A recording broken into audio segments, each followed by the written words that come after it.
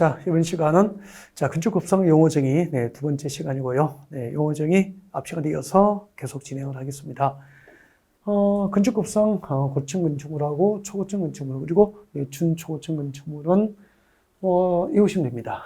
단순 암기사항이니까. 그래서 이제 고층 건축물은 층수가 30층 이상이거나 아니면 높이가 120m 이상인 건축물은 건축급성 고층 건축물에 해당하게 되고요. 그 다음에 이제 50층 이상이거나 건축물 높이가 50층 이상이거나, 그리고, 층수가 50층 이상이거나 높이가 200m 이상인 건축물은 초고층 건축물에 해당하게 됩니다. 그 다음에 고층 건축물 중에서 초고층 건축물이 아닌 것은 준초고층 건축물로 분류를 하게 됩니다. 그래서 세 개는 암기하시면 되고요. 나중에 이제 시험에 가까워졌을 때, 아니면 모의고사 직전에 살짝 이제 습관적으로 암기를 해보시면 될 것 같습니다. 그 다음에 건축급성 다중이용 건축물에 글자 그대로 이제 많은 사람들이 한꺼번에 이용할 수 있는 건축물을 건축급성 다중이용 건축물인데 법으로 정의를 해버렸죠. 동그라미 1번과 2번 중 어느 한 개, 동그라미 1번과 2번 중 어느 하나에 해당하는 건축물은 건축급성 다중이용 건축물로 분류합니다. 그래서 일단 층수가 16층 이상이면은 건축급성 다중이용 건축물로 옵니다. 층수가 16층 이상인 건축물이라면은 보통 이제 일반인들이 많은 사람이 한꺼번에 이용할 수 있기 때문에 다중이용 건축물로 분류해요. 그 다음에 층수가 16층 이상인 건축물이거나 아니면은 동그라미 1번에 해당하면 돼요. 즉 기업부터 비업 중 한 개의 용도에 해당하면서, 예를 들면은 건축물의 용도가 문화비 집회시설, 종교시설, 판매시설, 이럴 때 문, 종, 판 그렇게 옵니다. 건축구성 용도가 문화비 집회시설, 예를 들면은 실용문화회관이라든지 서울의 예술의 전당 등은 문화비 집회시설이죠. 그 다음에 이제 종교시설, 교회, 성당, 사찰, 그 다음에 판매시설, 백화점 같은 거, 이렇게 문화비 집회시설이나 종교시설, 판매시설로서 해당 용도로서는 바닥면적 합계가 5,000제곱미터 이상인 건축물은 다중이용 건축물이 되는 거예요. 문, 종, 판에 해당하고, 문화 및 집회시설, 종교시설, 판매시설에 해당하고 바닥면적 합계가 5,000제곱미터 이상이면 다중이용 건축물입니다. 그 다음에 운송시설 중에서 여객용시설, 의료시설 중에서 종합병원, 그리고 숙박시설 중에서 관광 숙박시설, 여종관 용도에 해당하면서 역시 바닥면적 합계가 해당 용도로 쓰는 바닥 면적 합계가 5,000제곱미터 이상이면 이 법상 다중이용 건축물이 되는 거예요. 단 조심해야 될 게 있죠. 문화비 집회시설로서 해당 용도로 쓰는 바닥 면적 합계가 5,000제곱미터 이상이면 다중이용 건축물인데 동식물은 다중이용 건축물에서 제외됩니다. 다중이용 건축물이었습니다. 시험에 대체로 잘 나오는 것들만 뽑았기 때문에 꼭 암기를 하고 계셔야 되고요. 모의고사 직전에, 그리고 또 본 시험 직전에 다시 한번 더 살짝 점검을 하고 들어갔어야 할 문제가 됩니다. 그 다음에 이제 건축법 적용 대상물, 보겠습니다. 아까 우리가 이제 첫 시간에 공부를 잠깐 했던 거죠. 건축법 적용을 받는 대상물, 건축법 적용을 받는 대상물 하면 세 가지가 있었죠. 뭐죠? 건축물, 대지, 그리고 공작물을 조금 더 구체적으로 공부를 해보는 그런 시간이에요. 그러면은, 건축법 적용을 받는 건축물이라 하면 아까 했죠. 토지의 정착한 공작물 중에서, 이게 필수죠. 지붕과, 그리고 기둥 또는 벽이 있는 것은 건축법 적용을 받은 건축물이다. 하나. 그 다음에 이 건축법 적용을 받는 건축물, 이는 앞에 이 건축법 적용을 받는 건축물을 말하는 거죠. 건축법 적용을 받는 건축물에 딸린 시설물, 예를 들면 아까 대문, 담장, 홍벽 등도 건축법 적용을 받는 건축물이다. 그 다음에 지하 또는 고가의 공작물이죠. 지하 또는 고가의 공작물을 설치하는 사무소, 공연장, 점포, 차고, 창고도 건축법 적용하는 건축물이다. 세 가지죠. 그 다음에 이제 건축법 적용을 받는 건축물이고요. 건축법 적용을 받지 않는 건축물이 있어요. 건축법 적용을 받지 않는 건축물입니다. 우리가 볼 때는 일반인이 보면은 건축물인데 다음에 해당하는 것은 건축법 적용을 받지 않는 거죠. 이건 살짝 암기하셔야 돼요. 근데 너무 쉬워서 한두 번 하고 모의고사 한 번 정도 보면은 다 기억하게 됩니다. 시험에 나옵니까? 나온 적이 있죠. 네, 그렇게 자주는 아니지만 가끔 나와요. 꼭 하셔야 돼요. 철도 또는 궤도의 선로부지안에 있는 철도나 또는 궤도의 선로부지안에 있는 운전보안시설, 그리고 철도나 궤도 사업용 급탄시설, 급수시설, 급유시설, 그리고 철도나 궤도의 선로부지안에 있는 플랫폼, 그리고 철도 상하를 횡단하는 보행시설 등은 철도법으로 관리가 이루어집니다. 그래서 건축법 적용을 받는 건축물에 포함됩니까? 제외됩니까? 제외됩니다. 그래서 철도나 궤도의 선로부지안에는 철도 관련 시설은 철도법으로 관리하고 건축법 적용을 받지 않는다라고 이해하시면 되고요. 단 여기에 포함되지 않는 게 있다고. 자, 철도 관련 시설 여기에 포함되지 않는 거, 철도 역사죠. 철도 역사, 역청사를 말합니다. 철도 역사는 건축법 적용을 받는 건축물이에요. 알겠죠? 네. 그러면은 서울역 청사가 있는 그 건물은 건축법 적용을 받는 건축물이다 이 말입니다. 단 그 역철도 역청사 안에 들어가서 이제 표를 타고 기차 도착 시간이 되면 개찰구를 통과해서 내려가잖아요. 플랫폼이라든지 기타 운전 보안 시설이라든지 또 급수시설, 급유시설, 급탄시설 등은 철도법으로 관리가 이루어지기 때문에 네, 건축법 적용을 받는 건축물에서 제외된다는 거죠. 그 다음에 문화재보호법상 지정문화재나 임시지정문화재로 지정된 건축물은 건축법 적용을 받지 않습니다. 왜요? 문화재보호법을 관리하니까. 예를 들면 불국사, 경주불국사라든지 경복궁 같은 거, 그리고 우리 숭례문 같은 것은 문화재보호법상 지정문화재 또는 임시지정문화재로 지정이 되어 있거든요. 이런 건축물은 문화재보호법으로 관리가 잘 되고 있기 때문에 현행 건축법에서 이런 건축법에 맞지 않고 문화재를 뭐 이렇게 개축해라 증축해라 해서 보존해야 될 문화재를 훼손해서는 안 되겠죠. 그래서 건축법 적용을 받지 않는다. 그 다음에 고속도로 통행료 징수제 표받는 거 톨게이트 건축물, 고속국도법으로 관리하겠죠. 도로법이나 고속국도법으로 관리가 이루어지기 때문에 건축법 적용을 받지 않습니다. 그 다음에 이제 시비가 좀 많잖아요. 컨테이너 이용한 관리 창고. 그래서 건축법 적용을 안 받으려면 조건이 있습니다. 공장 용도, 이거 읽어둬야 되죠. 공장의 용도로 사용되는 건축물의 대지 안에 설치한 것으로서 이동이 쉬운, 고정식은 안 돼. 이동이 쉬운 이동식 컨테이너 관리 창고는 공장 용도로만 쓰는 대지에 설치하는 것으로서 고정식입니까? 이동식입니까? 이동식의 컨테이너 관리 창고는 건축법 적용을 받지 아니한다. 그렇게 하시면 되겠죠. 그 다음에 하천법상 하천구역 내의 이제 수문 조작실이죠. 하천법상 하천구역 내의 수문 조작실은 하천법으로 관리가 이루어지겠죠. 우리 그 시야호 같은 곳에 가면은 수문을 이렇게 열고 닫잖아요. 올리고 내리고. 그 수문 조작실은 이제 하천법으로 관리가 이루어지는 건축물이기 때문에 건축법 적용을 받지 않는다 그런 뜻입니다. 그래서 그렇게 안 외워도 뭐 몇 번 읽어보고 모의고사 한 번 정도 보면은 대부분 기억합니다. 그래서 중요한 것은 아까 건축법 적용을 받는 건축물 제가 몇 가지 정리해드렸죠. 세 가지를 책보지 않고 말할 수 있어야 돼요.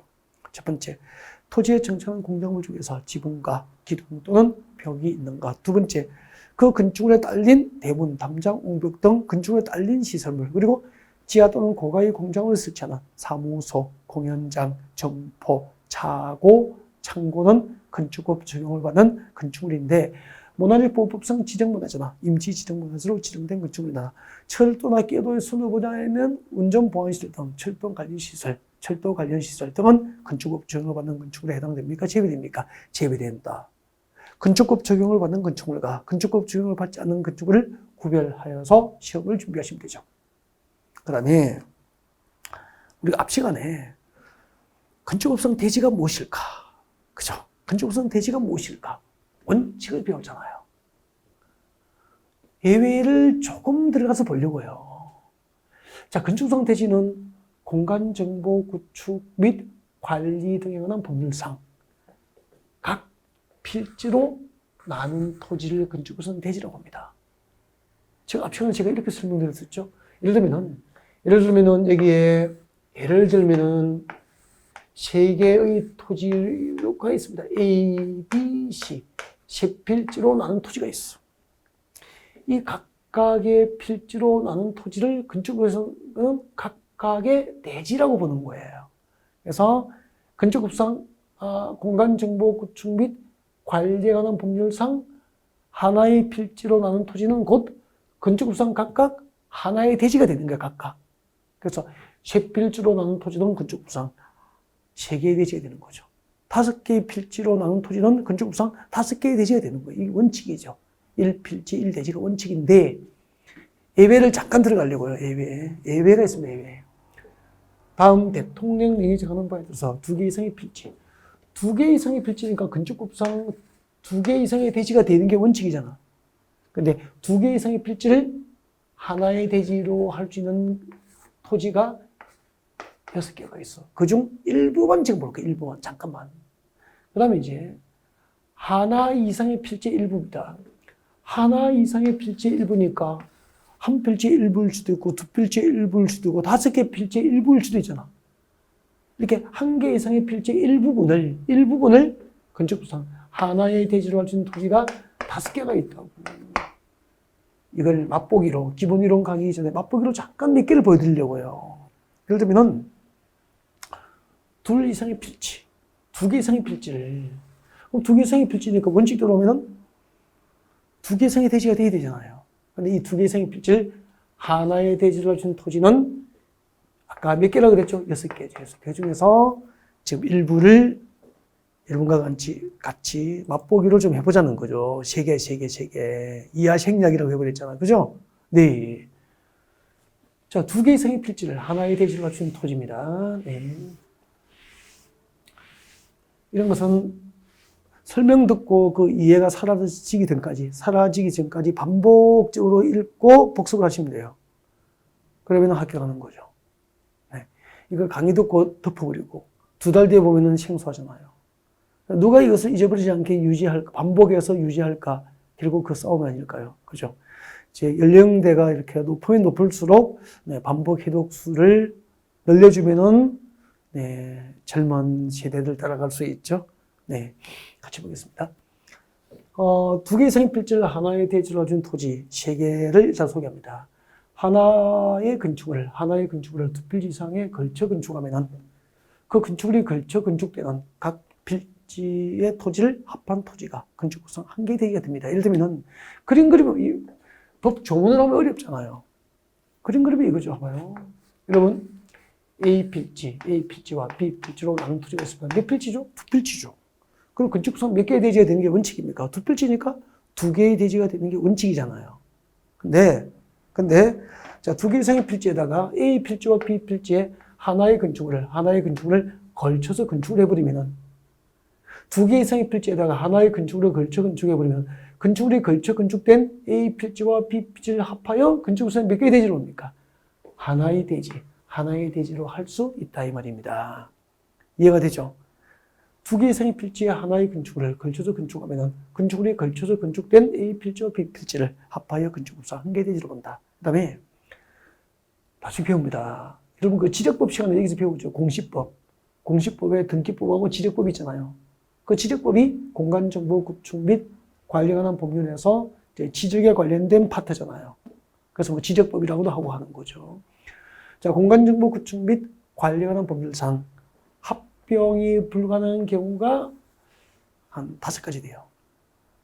공간정보 구축 및 관리에 관한 법률상 합병할 수 없는 토지 중에서 다음 중 1개에 해당하는 토지, A, B, C 중 하나에 해당하는 토지를 합한 토지를 네, 건축법에서는 하나의 대지로 봅니다.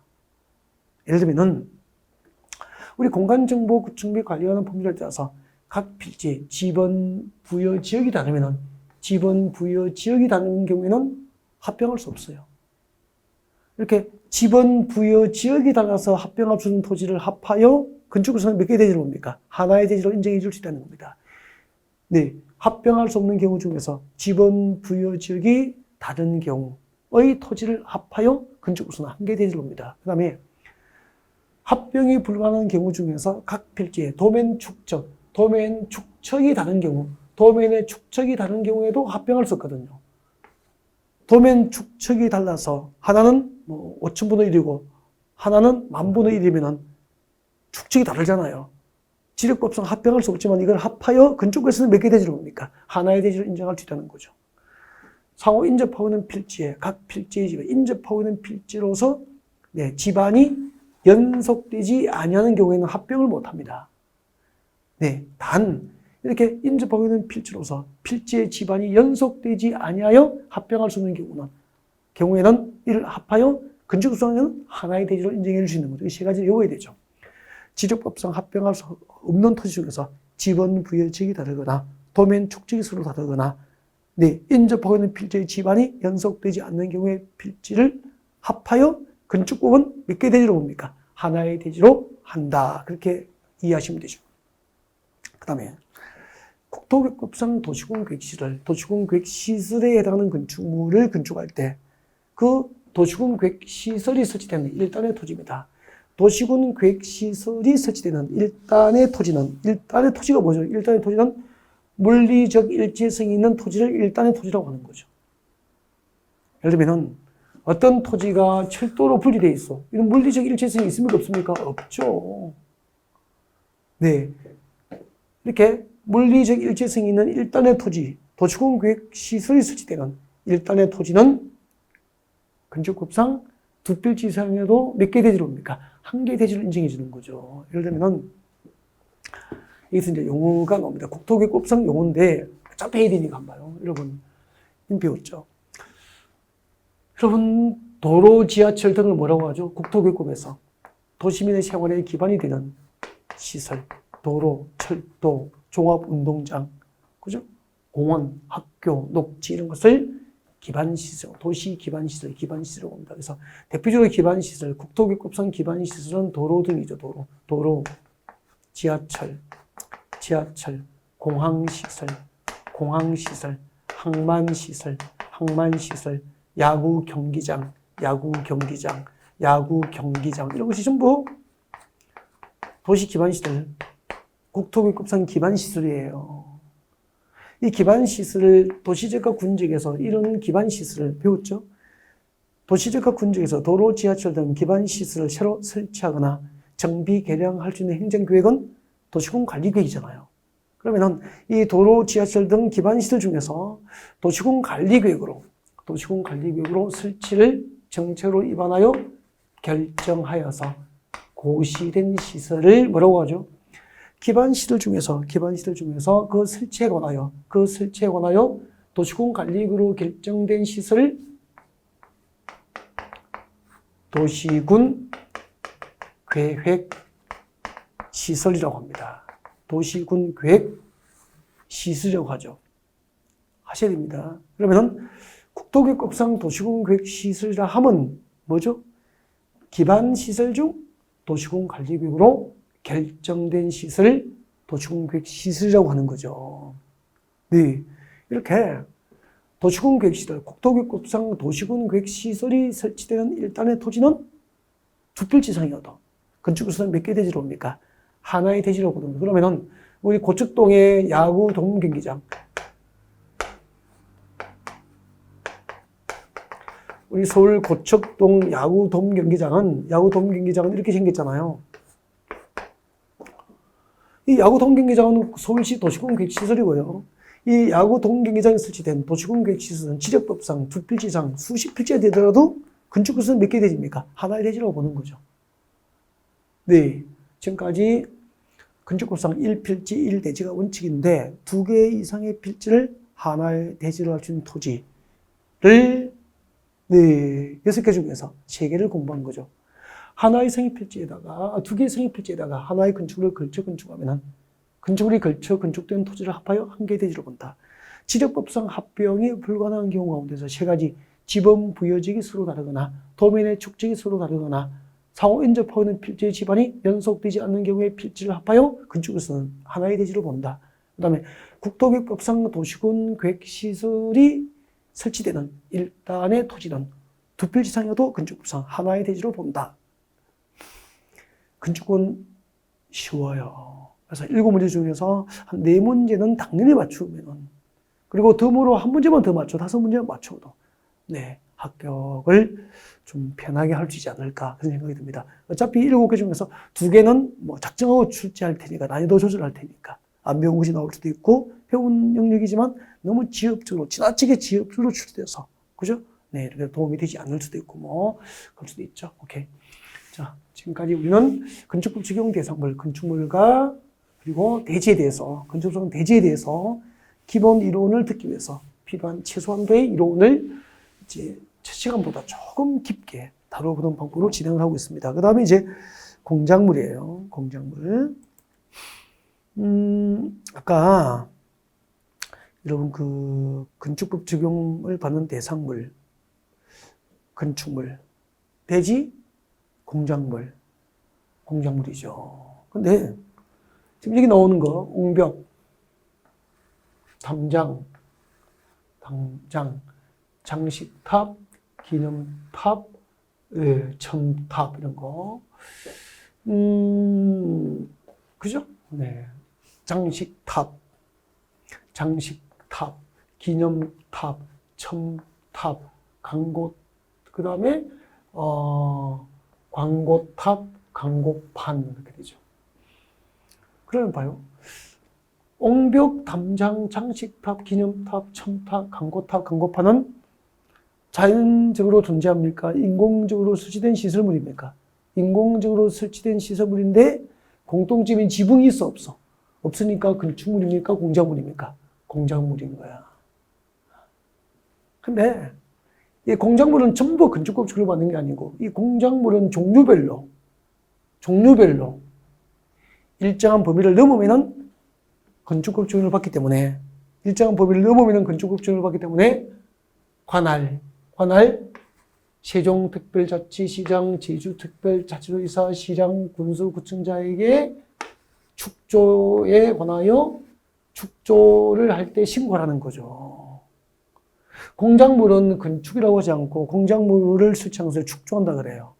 그래서 공작물 축조는 허가 받습니까? 신고합니까? 신고하면 돼요.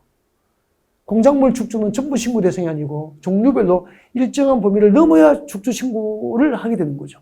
예를 들면 옹벽과 담장, 여기 볼 때는 옹담은 2m 이렇게 올 거예요. 그래서 높이 2m를 넘는 옹벽과 담장은 건축법 적용을 받기 때문에 허가 받습니까? 축조 신고 대상이 됩니까? 축조 신고 대상이 되는 거죠. 그래서 이걸 외울 때 축조 신고 대상 공작물 범위라고 외우는 거죠. 축조 신고 대상 공작물 범위. 축조 신고 대상 공작물 범위. 그렇게 해서 암기하시면 돼요. 축조 신고 대상이 되는 공작물 범위. 그렇게 해서 암기하셔야 됩니다. 네. 축조 신고 대상 공작물 범위. 옹담은 2m. 그렇게 보시면 되죠. 즉, 옹벽과 담장은 2m를 넘는 것은 축조 신고 대상이니까 2m까지는 담장을 2m 높이를 축조하는 담장은 2m까지는 축조 신고를 안 하고 건축주가 임의로 담장 축조를 할 수 있는 거예요. 그래서 보통 담장 높이는 2m 이하로 축조를 하게 되죠. 2m를 넘으면 그때부터 축조를 신고해야 되니까. 그래서 이제 저처럼 이제 키가 175 정도 되면은 살짝만 들어도 이렇게 보이게 되죠. 담장 안이. 네. 오케이.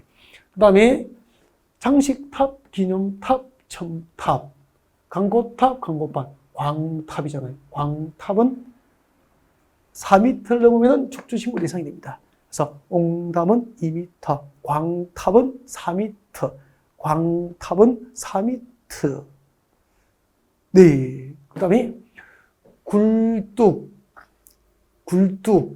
6m를 넘으면 축조 신고 대상이 됩니다. 옛날에 우리 어릴 때 동네 굴뚝, 목욕탕 굴뚝 높이 진짜 높았잖아요. 축조 신고 대상이 되는 거예요. 아, 그렇구나. 그 다음에 또 6m를 넘는 골프 연습장 가면은 그 철탑 있죠. 그 골프 연습장 그물망 치기 위해 철탑 같은 거. 그래서 굴철이죠, 굴철. 주거지역 상업지역에 설치하는 통신용 철탑, 안테나, 통신용 철탑. 그래서, 옹담은 2m, 광탑은 4m, 굴철은 6m. 벌써 절반을 외워버렸잖아요. 나머지는 문제 풀이할 때하고도 상관이 없죠. 기본 이론 시간에 암기 방법을 너무 많이 강의하는 것은 좋은 방법은 아니죠. 그래서 기본만 일단 합시다. 입문 과정이니까. 됐죠? 네. 그래서, 자, 건축물 적용 대상물, 건축물 대지, 공작물 조금 깊게 들어가서 거의 출제 범위까지 이제, 여러분이 학습이 가능할 수 있도록 인문 과정에서 설명을 드린 게 됩니다. 일단 여기까지 하겠습니다. 여기까지 해서 이제 건축법 적용 대상물까지 해드렸고요. 그 다음에 이제 건축법 적용 대상 행위로 들어가겠습니다. 여러분 그 건축법 적용을 받는 행위 세 가지가 뭐죠? 저를 보시고. 네. 여러분 건축법 적용을 받는 행위 세 가지 아까 건축 행위, 용도 변경 행위, 하나가 뭐죠? 대수선 행위. 그죠? 네. 자, 지금부터 건축입니다. O와 X로 답을 해볼까요? OX로 답을 해보겠습니다. O와 X로. 건축법상 건축이란 대지의 건축물을, 그는 건축물이잖아요. 축은 축주잖아. 그죠? 그래서 대지의 건축물을 축조하는 것을 건축이라고 한다. 건축법상 건축이란 대지의 건축물을 축조하는 것을 말한다. O 믿겠습니까? X예요. 국어적으로 하면은 맞아요. 근데 법적으로 하면 틀린다 이 말이야. 아셨죠? 그래서 아까 제가 리걸 마인드 해가지고 법적으로 사고를 다시 하라고 했죠. 그래서 국어적으로 하면은 건축물을 대지에 축조하면 건축이다 그러면 틀려버려요.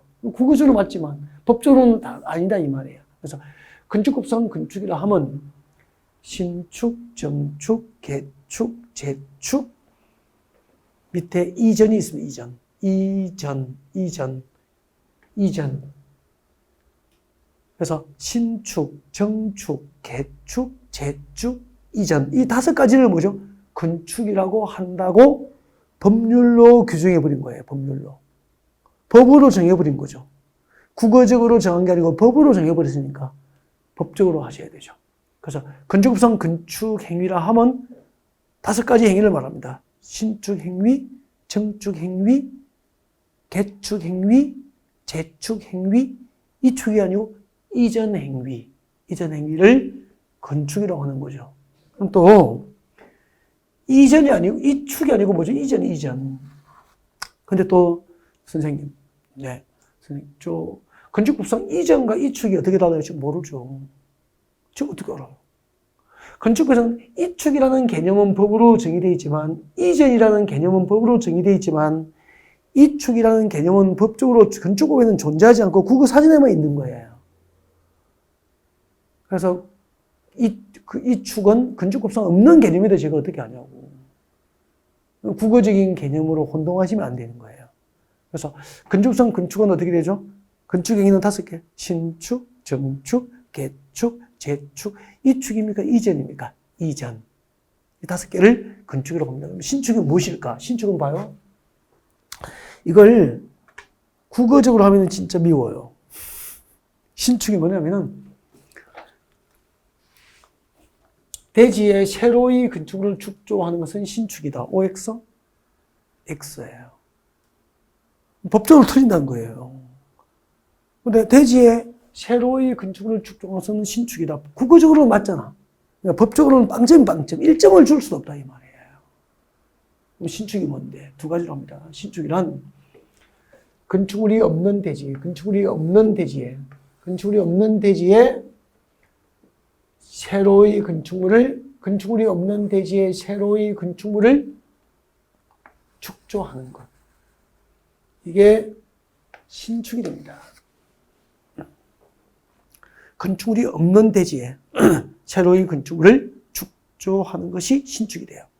그림으로 그리면 너무 쉬워지죠. 그림으로 그려드리겠습니다. 봐주세요. 건축물이 있습니까? 없습니까? 없는 나대지잖아. 이 건축물이 없는 대지에 새로이 건축물을 축조하는 것, 이게 신축이 되는 거예요. 현장을 상상하니까 너무 쉽잖아. 그죠? 건축물이 없는 나대지에다가 새로 건축물을 축조하면 그것이 신축이에요. 그래서 신축의 개념을 정의할 때 핵심은 뭐죠? 새로이 건축물을 축조하는 게 핵심이 아니고 있는 대지입니까? 없는 대지입니까? 없는 대지가 핵심이야. 건축물이 없는 나대지에 건축물을 축조하는 것을 신축이라고 하는 거예요. 2번째, 밑줄 긋죠? 부속 건축물만 있는 대지에 새로이 건축물을 축조하는 것도 신축의 개념에 포함을 하니까 이것도 신축이 되는 거죠. 그림 그리면 이렇게 되죠. 봐주십시오. 봐주십시오. 부속 건축물이 은대지입니다. 부속 건축물, 이게 부속 건축물이에요. 주된 건축물이 아니고 부속 건축물이죠. 이 부속 건축물이 있는 대지에 주된 건축물을 새로이 축조하면 이것은 정축으로 보지 않고 신축으로 보는 거죠. 그래서 건축법상 신축이 무엇입니까? 라고 물으면은 이 기역과 니은을 이해하시고, 제가 개념을 두 가지 미술 거부터 정리했죠. 이 두 가지를 이해하시고, 이 두 가지를 또박또박 책 보지 않고 말하는 연습을 좀 하셔야 돼요. 그래서 신축이 무엇입니까? 새로이 건축을 축조하는 게 아니고, 건축물이 없는 대지에 새로이 건축을 축조하거나, 부속 건축물이 있는 대지에 주된 건축을 축조하는 것은 신축이다. 이렇게 두 가지를 또박또박 말할 수 있는 연습을 좀 하셔야 됩니다. 처음에는.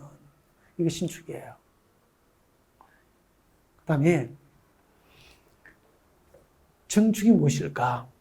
정축은 기존 건축물이 있는 대지입니다. 있는 대지. 기존 건축물이 있는 대지에 건축 면적이나 연면적이나 청수 또는 높이, 청수 또는 높이 이 세 가지죠. 건축 면적, 연면적, 청수 또는 높이를 늘리는 것. 이게 정축이에요. 한번 보십시오. 그림이 이렇게 되잖아요. 건축물이 있는 대지에다가 건축물이 있는 대지에 되는 거예요. 있는 대지에 새로이 건축물을 축조하면은 새로 축조된 건축 면적만큼 건축 면적이 증가되거나 건축 면적이 증가되거나 연면적이 증가되거나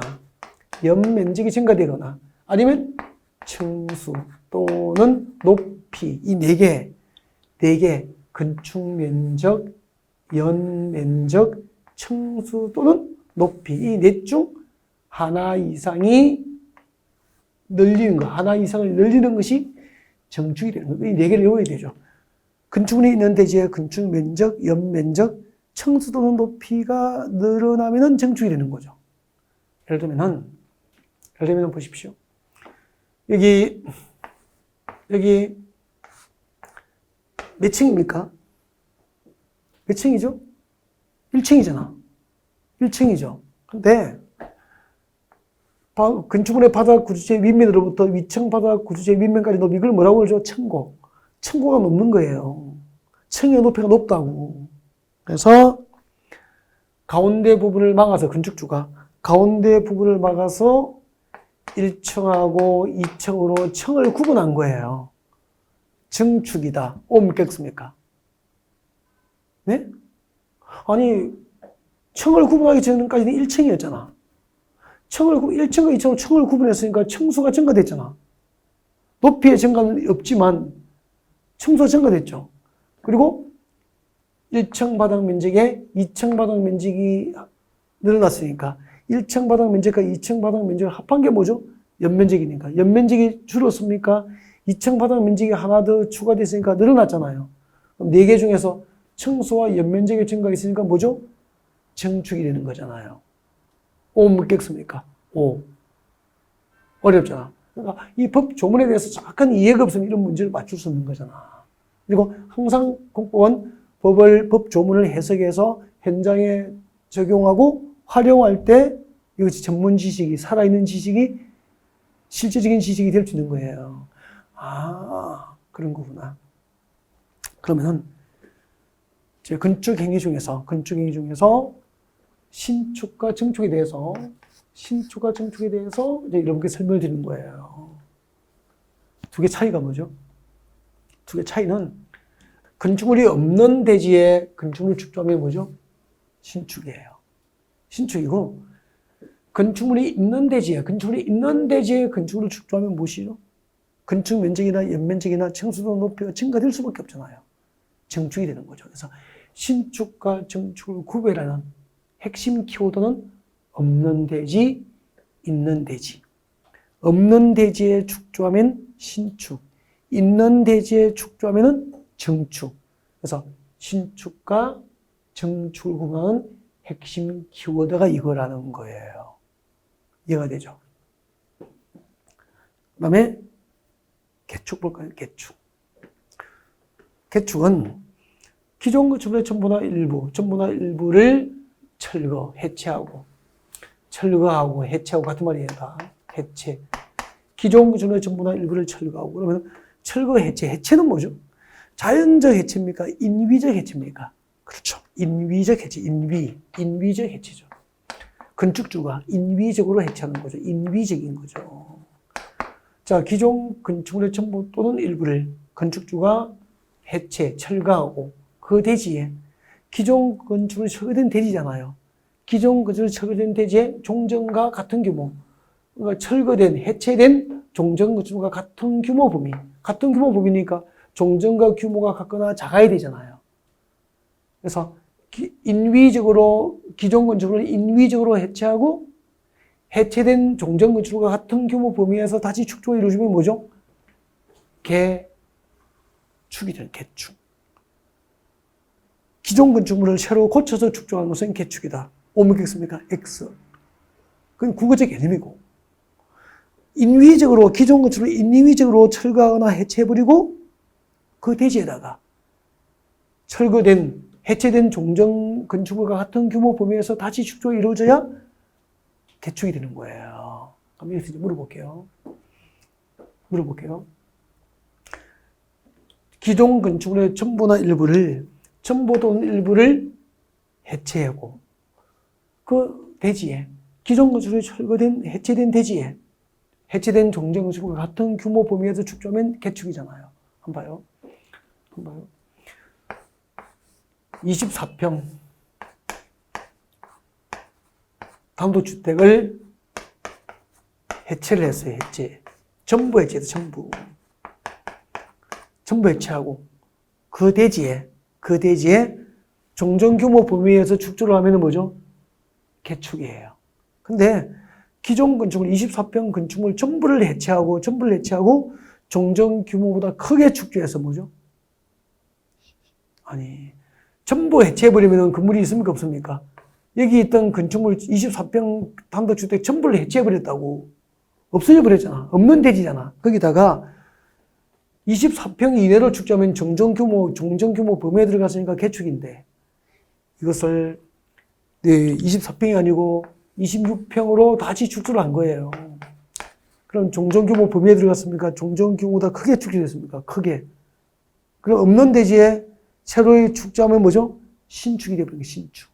같은 규모 범위에서 축조해야 개축이 되고 종전 규모다. 기존 건축물 전부를 해체하고 기존의 건축물 전부를 해체하고 종전 규모보다 크게 축조하면 신축. 아셨죠? 종전 규모 범위에서 축조하면 뭐죠? 개축. 그렇게 되는 거예요. 해체, 철거, 종전 규모 범위 꼭 기억하셔야 됩니다. 그 다음에 재축. 재축은 좀 어렵죠. 재축은 건축물이 천재지변, 그 밖에 재해로 멸실됐을 때, 이게 핵심이에요. 멸실. 기존 건축물의 전부 또는 일부가 재해로 멸실됐을 때, 그 대지가 뭐죠? 기존 건축물이 재해로 멸실된 대지에 다음 요건, 기업과 니은의 요건을 모두 갖추고 축조하는 것을 재축이라고 합니다. 예를 들면 천재지변 등으로 기존 건축물의 전부나 일부가 멸실된 대지에 건축물을 새로 축조해서 연면적 합계가 종전 규모 이하이면서 동수, 청수, 높이가 종전 규모 이하이 됩니다. 혹시 동수, 청수, 높이가 종전 규모를 초과할 경우에는 법 내용에 적합하면 돼요. 그래서 이 두 가지를 외우면 되겠죠. A, B 나뉘어도 됩니다. 동수, 청수, 높이가 다음 중 한 개니까 A만 외우지 뭐. A만 외워도 되니까. 이렇게 하면 되겠네요. 기존 건축물이 자연재해 등으로 멸실됐을 때, 그 대지에 연면적 합계가 종전 규모 이하이고, 동수, 청수, 높이가 모두 종전 규모 이하이면은 무엇이죠? 재축. 그러면은, 연면적 합계가 종전 규모 이하이고, 동수, 청수, 높이도 종전 규모 이하라는 것은 종전과 같은 규모 범위에서 축조가 된 거고, 이 종전과 같은 규모 범위에서 축조된 내용을 구체적으로 명시한 것이 재축이라는 거죠. 그래서 개축과 재축의 공통점은 기존 건축물이 해체됐거나 멸실됐을 때 그 대지에 종전과 같은 규모 범위에서 축조가 됐다는 점에서는 똑같습니다. 네. 종전과 같은 규모 범위에서 다시 축조가 됐다는 점에서 똑같은데 그 원인이 인위적인 해체가 원인이면, 철거가 원인이면은 개축, 자연적 멸실이 원인이면 뭐죠? 재축이 되는 거죠. 그래서 신축과 정축을 구별하는 핵심 키워드는 건축물이 없는 대지에 축조하면 신축이고, 있는 대지에 축조하면 정축이고, 개축과 재축을 구별하는 핵심 키워드는 기존 건축물이 인위적으로 철거 해체된 경우라면 개축, 자연적으로 멸실된 경우라면 재축이 되는 거야. 그래서 개축과 재축을 구분하는 핵심 키워드는 철거, 해체입니다. 해체인지 멸실인지, 무엇이 원인인지가 구별하는 개념이고, 둘 모두 종전규모 범위 내에서 축소됐다는 점에서는 똑같은 거죠. 단, 재축은 이것을 구체적으로 표현해서 연면적 합계가 종전규모 이하이면서 동수, 청수, 높이까지 종전규모 모두 이하여야 된다는 거죠. 지금까지 건축법상 건축행위, 신축, 정축, 개축, 재축까지 설명드렸고요. 그 다음에 마지막 하나가 뭐죠? 이전이죠. 이전.